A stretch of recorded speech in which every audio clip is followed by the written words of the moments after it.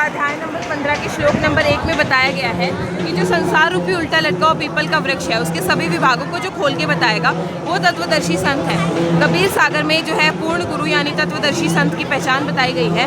गुरु के लक्षण 4 बखाना। प्रथम ही वेद शास्त्र को ज्ञाना, पुनि हरि भक्त मनोऋण बानी, तृतीया समदृष्टि कही ज्ञानी, चौथे वेद की विधि सब कर्मा, यह चौ गुरु गुण मानो मर्मा।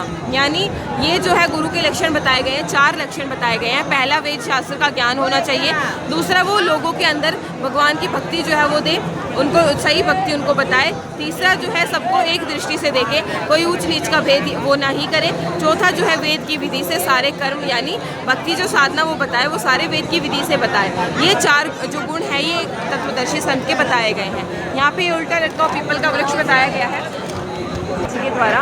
इस अन्नपूर्णा मुहिम के तहत संत रामपाल जी महाराज जी का उद्देश्य है कलयुग में सतयुग का आगाज, और इसके तहत उनका नारा है रोटी कपड़ा शिक्षा चिकित्सा और मकान हर जरूरतमंद को देगा कबीर भगवान। इसके तहत जो भी लोग हैं जिनको गरीब लोग हैं जो अपनी ज़रूरत का मतलब ज़रूरतें पूरी नहीं कर पाते, उनकी सारी ज़रूरतों की जिम्मेदारी संत रामपाल जी महाराज उठाते हैं। उनको समय समय पर राशन देना, और संत रामपाल जी महाराज जी कहते हैं कि जब तक वो परिवार खुद कमाने खाने के लायक नहीं हो जाते तब तक उनकी सहायता की जाएगी।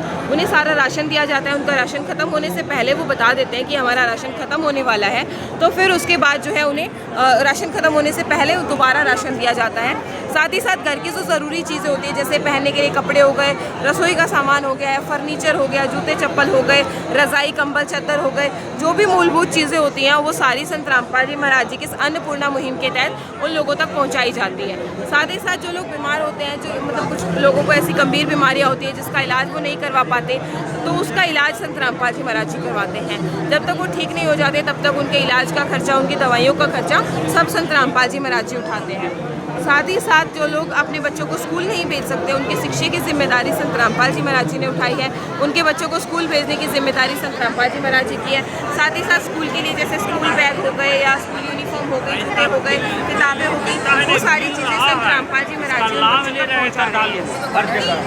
क्योंकि संत रामपाल जी महाराज जी कहते हैं कि शिक्षा पर सबका अधिकार है। गरीबी और लाचारी के कारण किसी इंसान को शिक्षा नहीं मिलती तो ये हमारा दुर्भाग्य है, और उसके लिए वो सहायता कर रहे हैं उन लोगों की ताकि वो अपने बच्चों को स्कूल भेज सके। जो जिन लोगों के पास रहने के लिए पक्का मकान नहीं होता उनको संत रामपाल जी महाराज जी जो है पक्का मकान भी बनवा के दे रहे हैं। जैसे यहाँ पे दिखाया गया है कि अन्नपूर्णा मुहिम से पहले जो है उनकी क्या हालत थी, और अन्नपूर्णा मुहिम के बाद संत रामपाल जी महाराज जी ने जो है उनको पक्का मकान बनवा के दिया। पहले घर में चूल्हा जलना भी मुश्किल था। ऐसे ऐसे स्थिति में लोग रहते हैं कि रात को पता नहीं कब छत गिर जाए, और संत रामपाल जी महाराज जी ने उन्हें जो है एक नई जिंदगी दी, नया घर दिया, जिसके कारण वो रात को चैन की नींद सो सकते हैं और अब एक सुखी जीवन जी रहे हैं।